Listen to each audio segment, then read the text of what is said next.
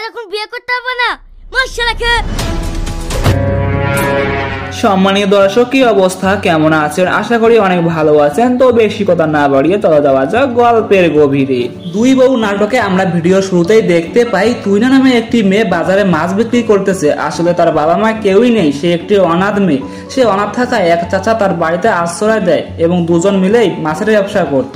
আগেই বলে রাখি, চাচার এক ছেলে আছে, নাম তার রিয়াজ। একদিন চাচা মাছের ব্যবসা করার সময় তার কাছে খবর আসে যে তার ছেলে রিয়াজ আত্মহত্যা করার চেষ্টা করেছিল। কিন্তু কেন, জানার বিষয় তাই না? সে কেন আত্মহত্যা করবে?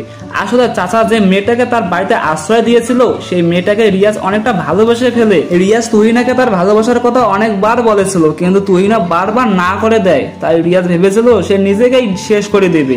ভালোবাসা কি আজব, তাই না? বন্ধু, তোমাকেই বলছি, প্রেম ভালোবাসা করিও না, ভালোবাসা ভালো না। যাই হোক, তুহিনা তাকে বারবার না করে দেওয়ার কারণ, এখানে আগুন নামে একটি ছেলে তার বউ থাকার সত্ত্বেও তুহিনার সাথে মিথ্যে প্রেমের নাটক করে। প্রেম করতে গিয়ে আগুন ও তুহিনা দুজনই ধরা পড়ে। আগুনের যে বউ আছে তুহিনা আগে তার জানতো না। তুহিনার বদনাম হবে বলে গ্রামের লোক জোর করে তুহিনা আগুনের বিয়ে দিয়ে দেয়, কিন্তু আগুন তাকে বউ হিসেবে গ্রহণ করে না এবং আগুন তুহিনাকে বাড়ি থেকে বের করে দেয়। তারপর হঠাৎ আগুনের দুটি কিডনি নষ্ট হয়ে যায়। আগুনের বাবা অনেকের কাছে কিডনি চেয়েছিল, কিন্তু কেউই কিডনি দেয়নি।